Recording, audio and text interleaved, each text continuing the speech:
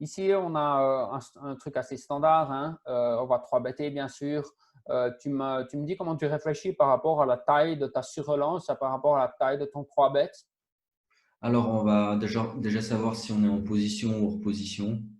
Oui, Donc, voilà, ici, on est en grosse blinde, donc exactement. on est hors position. Donc, on va Mhm. choisir un sizing. Bon, là, on a quoi? On a 50, 60 big ouais, blinds, ouais, 60 big blinds effectives. exactement. Donc, on va prendre un sizing un poil plus gros. Donc, moi, je ferais quelque chose comme 3, ouais, je vais faire 3,5 plus ce qu'il y a au milieu, quelque chose comme ça. Donc, 7,5, 9,5. Je ferais quelque chose comme 8 big blinds, quelque chose comme ça, je Ok, ouais, pense. ça me paraît assez bien. Donc, généralement, en position, on va plutôt faire un sizing 2,8 à 3 fois la relance de départ. Et quand on est hors de position, on veut faire un petit peu plus haut, plutôt en 3,5 et 4. Et si on est dans un spot de squeeze, on va généralement vouloir rajouter l'argent qui est au milieu. Donc ici, disons qu'on va faire 3,5. Donc 3,5, ce serait 7 big blinds. Donc 3,5 fois 2, 7 big blinds, plus l'argent qui est au milieu, ce serait 9. Mais comme ici, on ne joue pas à 100 big blinds de profondeur, mais qu'on Exactement, joue c'est ici ça. à 150, 60, on pourrait faire quelque chose comme 8,5 big blinds. Donc 8 big blinds, ça me paraît très bien. C'est collé. Ici, il y a 20 big blinds derrière. Je pense qu'il faut commencer à miser exactement. Alors, généralement, avec la plupart de nos tranches, on voudra miser un petit peu plus gros ici, ce type de flop, si on avait paire de 9, paire de 10, paire de valet, pour prendre un petit peu plus de protection. Mais Ouais. exploitativement, avec paire d'as, c'est OK. Maintenant, tu as deux solutions en fait. Check raise, c'est soit tu penses qu'il ne va jamais abandonner, qu'il est toujours sur de la valeur, ben là, on peut tout de suite partir à tapis. Mais généralement, dans ces types de cas, il peut aussi avoir des bluffs, des choses comme ça. Donc, ici, des fois, je préfère simplement coller et de le laisser bluffer au tournant. Donc, ici, pour moi, c'est important de le laisser checker, de checker nous. Pourquoi? Comme ça, on peut induire ces bluffs à partir all-in. Maintenant, si on part à tapis all-in nous-mêmes, ben, on va prendre de la valeur de toute façon de ces paires. Paire de 9, paire de 10, paire de valet va de toute façon partir all-in. As-8 va de toute façon partir all-in. Donc, on va prendre la même valeur qu'on s'arrange de valeur, mais on va perdre de la valeur qu'on s'arrange de bluff. Donc, c'est pour ça que je pense c'est vraiment important ici de checker et de le laisser miser. Donc, ici, tu as misé toi-même. On voit que c'était un très mauvais joueur parce que quand tu mises ici contre lui, théoriquement, il n'a pas les cotes pour aller. Il joue, donc il y a 13 cartes, il y a deux carreaux ici, il y a deux carreaux dans sa main, donc il y a 9 cartes. Chaque carte a à peu près 2% d'équité, donc il a à peu près 18% d'équité, il a besoin de 29. Tout à Donc fait. ici, c'est un très mauvais call. Normalement, il aurait dû folder et c'est pour ça qu'ici, ça aurait été mieux de checker comme ça pour l'induire, lui, à partir à tapis avec ce type de main. Donc, vraiment très mauvais joueur, mais je pense que tu as gagné exactement la même chose, même si tu as fait une erreur. Et ça, c'est vraiment important de regarder. Ce n'est pas le résultat de la main, mais vraiment comment tu as joué la main. Parce que des fois, tu peux gagner alors que tu n'as pas On a bien joué joué la la main, main. ou des fois, tu perds alors que tu l'as très bien joué la main. Donc, les résultats, c'est vraiment, je dirais, à court terme, vraiment une très mauvaise façon de regarder vraiment ta progression. C'est plus par rapport vraiment à ta manière de jouer, quoi. Ah, c'est clair. Donc, ici, j'avais noté une autre main, paire de 9. Donc, ici, c'est vraiment un relance standard.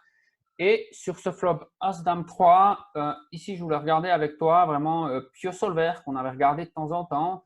C'est vraiment de regarder un peu comment l'interaction des deux ranges.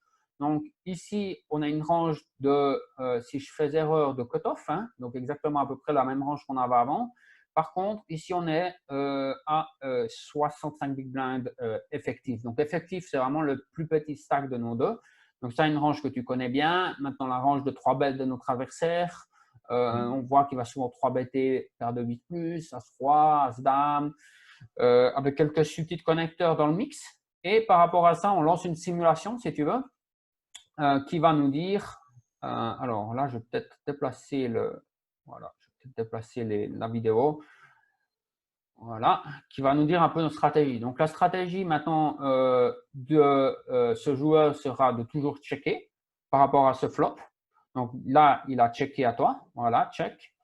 On voit qu'il va toujours checker. Et toi, quelle est ta stratégie ici? Ben, c'est la plupart du temps, tu vas avoir un mix de stratégies ici. Tu vas vraiment un mix de 30% du pot, 30, avec un gros sizing de 110% du pot, donc 1,1 fois le pot. Donc, généralement, tu peux simplifier. Il y a aussi des sizing, 14% du temps, il va vouloir miser 70%. Mais là, je passerai par-dessus et je vraiment splitterai notre range entre un sizing 30% et un sizing 110%. Donc maintenant, c'est à regarder qu'est-ce qu'on mise avec un gros sizing, qu'est-ce qu'on mise ici avec un petit sizing. Donc ici, on voit que les gros sizing, ça va souvent être nos As-Roi, As-Dame, As-Valet, qu'on va vraiment vouloir prendre de la valeur. Et petit sizing, c'est des As qui sont un peu moins bons piquets. On va plus souvent vouloir miser pour un petit sizing. Comme les dames, on va aussi vouloir plus souvent miser pour un petit sizing. Maintenant, paire de neuf, est-ce que tu vois la stratégie qu'on a avec paire de neuf ici? Paire de neuf, on va plutôt donc checker. Exactement. Donc, avec paire de neuf, généralement, on va plutôt checker. Et si on check, généralement, on pourra aussi coller le turn si notre adversaire mise, même sur un pic. Donc, ici, les mains qu'on veut plus souvent bluffer. Donc, tu as misé, ton intuition était peut-être bonne, que certaines mains de paire, on doit les miser comme bluff sur ce type de board. Mais paire de 9, c'est un peu trop haut dans notre range. Donc, ce serait plutôt paire de 4, paire de 5, paire de 6, qui a besoin d'un côté beaucoup plus de protection, contre des mains comme 7-8, 9-8, 10-8, etc., que paire de 9. Et de l'autre côté, ces mains peuvent faire des très bons bluffs après sur le tour en rivière, par exemple avec 4 de pique, 4 de cœur. S'il y a 2 piques qui tombent, on pourrait transformer cette main vraiment en bluff. Et ça, c'est beaucoup de bluffs que beaucoup de joueurs ne font pas assez. Donc, ici, on va regarder. Donc, ici, tu avais misé. Maintenant, quand tu mises et que notre adversaire call, et maintenant qu'on touche un roi de pique, ici, on va mettre le roi de pique et on peut aller, si tu veux, sur une analyse de run-out. Qu'est-ce que c'est une analyse de run-out? C'est de regarder en fait sur quel type de flop on a de la meilleure équité. Donc, généralement, quand on mise, notre adversaire call et puis il nous arrive à la rivière. Donc, ici, on mise avec petit sizing ou miser avec un gros sizing. Donc, par exemple, ici, on va miser 110. Notre adversaire call, on va dire qu'il y a un roi de pique qui tombe. Exactement. Et puis maintenant, on va analyser la hotness. Donc, comment ça change les équités. Qu'est-ce que tu peux voir? En rouge, c'est nous, c'est notre équité de nous en position.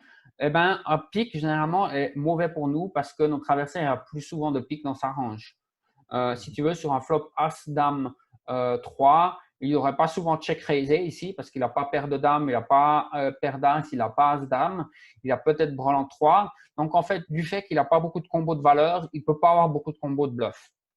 Tout à fait. Ça fait du sens pour toi? Oui, oui. Ouais. Donc, par rapport à ça, on voit donc la plupart des couleurs, en fait, il les a dans sa range de check call. Donc, ici, par rapport à ça, donc, un pic avantagerait beaucoup plus souvent sa range. Donc, on devrait beaucoup plus souvent checker contre un pic tombe sur le roi.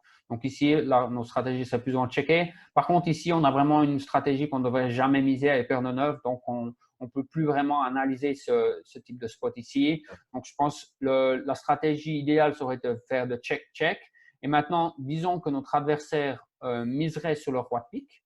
Donc, on peut revenir ici, on peut vraiment analyser si tu veux, tout l'arbre. Donc, check, check. Et on a le roi de pique qui tombe. Eh ben, tu vois ici que notre adversaire ici va miser, la plupart du temps, il va quand même checker. Mais quand il va miser, par exemple, quand il m'a misé 45% du pot, eh ben, on verrait qu'avec paire de 9, eh ben, c'est un fold si on n'a pas de pique et c'est un call si on a un pique. Donc ici, s'il aurait misé, ben, on aurait dû caller parce qu'il y a un pique et probablement caller s'il y a un quatrième pique qui tombe sur la rivière. C'est intéressant pour toi ce type de spot à regarder? C'est super intéressant. Après, ça fait tellement d'informations. Et quand on est dans le jeu, c'est vrai que des fois, on joue d'une façon, des fois, on joue d'une autre. Après, on se contredit même. C'est toujours le poker. C'est vraiment, il y a cette âme du poker qui est là des fois quand on joue. Et puis, voilà, c'est ce qui fait la beauté du jeu. Exactement, exactement. Donc ça, c'était aussi quelque chose que tu voulais regarder plus souvent avec moi. Donc, nos prochaines sessions de coaching, c'est vraiment quand miser, quand checker au flop et quel type de mise faire. Donc, par Ouais. exemple, ici, on a vu, ben, normalement, on aurait une stratégie qui serait mixée en 30% et un plus gros sizing près du pot. Quel type de main on joue avec quoi et quoi. Et donc, ça, c'est vraiment, ça prend de l'expérience, travailler avec des solvers, travailler avec un coach. Pour vraiment arriver à ce type d'analyse. Donc ici, j'avais encore une dernière main analysée avec toi. La dernière main, puis après on arrête. C'était 6-2.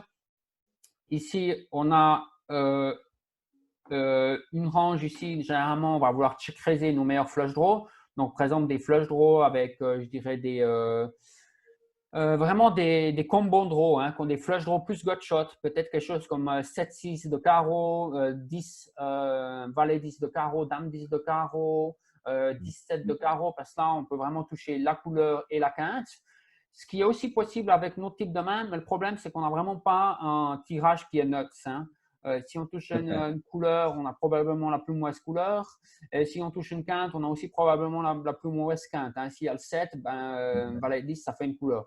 Donc ici, je dirais, avec ce type de main, on va plus souvent vouloir check-coller. Et généralement, la stratégie, c'est vraiment de check-coller nos plus mauvais combos, si tu veux, nos plus mauvais tirages et de check-raiser nos meilleurs tirages. Donc ici, c'est vraiment pas un très bon tirage. C'est un tirage hauteur 6.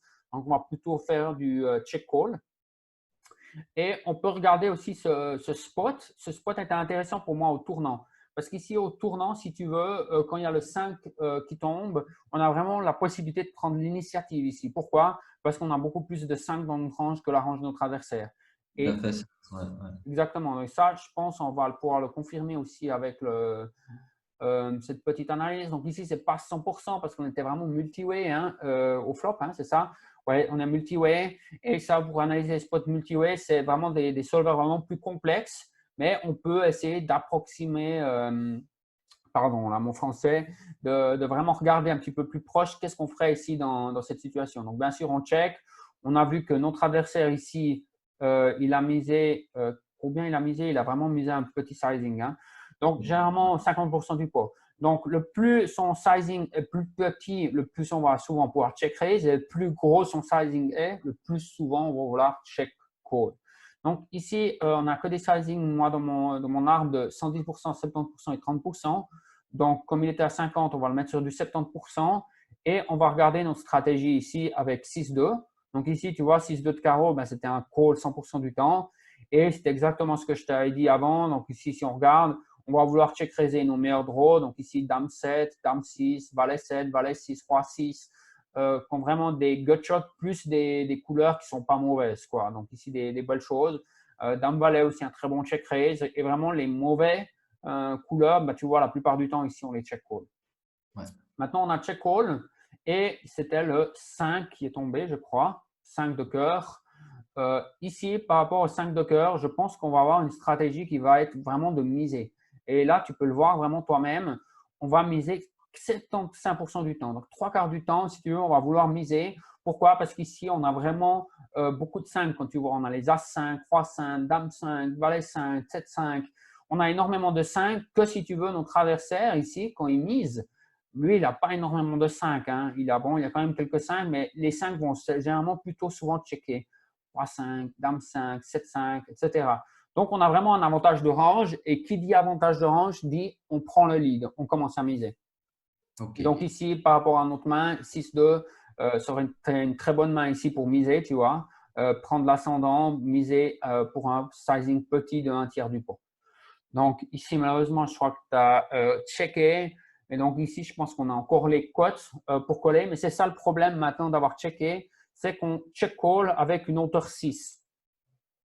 C'est ça, ouais. On check call avec une hauteur 6, c'est un board qui a déjà une paire de dessus où on pourrait déjà être battu par un full house ou on peut être battu si la couleur tombe. Donc, c'est vraiment pas un spot idéal, hein, honnêtement, de jouer comme ça.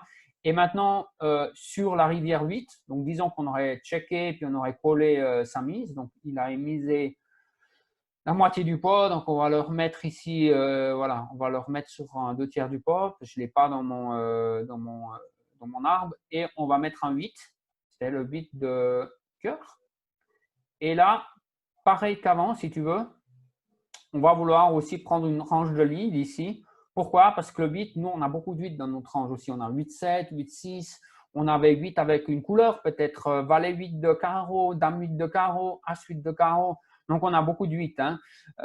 Donc, on pourrait vraiment ici aussi prendre l'ascendant avec 6-2 et transformer une main qui n'a aucune valeur. Pas la transformer, mais simplement la bluffer parce qu'on est vraiment au bottom de notre range. Et généralement, ce 8 va être une carte que notre adversaire va souvent checker parce que lui, il ne va pas miser deux fois avec le 8, il va souvent miser avec des paires. 10, paire de 10, paire de valet, paire de dame, paire de roi, paire d'as avec un 9, mais il ne va généralement pas miser deux fois avec un 8. Donc, c'est une carte qu'il va souvent checker et on le voit exactement, il check parce qu'il avait un 9 derrière. Après, je ne te dis pas que le bluff aurait eu du succès, mais c'est généralement plutôt la façon dans laquelle tu dois jouer. Donc, vraiment bien penser au tournant. Qui est-ce qui prend, qui est-ce que ça avantage cette carte? Et là, c'était clairement nous et on aurait dû prendre l'ascendant. Donc, ça, je pense que Ok. c'était vraiment le point clé pour cette main. Je ne sais pas si tu as encore des questions par rapport à cette main ou si c'est clair pour toi. Alors, c'est super intéressant. C'est qu'en fait, comme tu expliques les choses, c'est qu'avec ce programme, ça donne énormément d'informations pour pouvoir justement prendre des bonnes décisions et puis progresser. Mais c'est un travail de fou, justement, et c'est passionnant. Exactement. Bon, bah parfait. Écoute, on a une bonne session. Merci à toi, Joël. Et puis, on se revoit la prochaine fois. Avec grand plaisir. Merci. Salut. Salut Alain.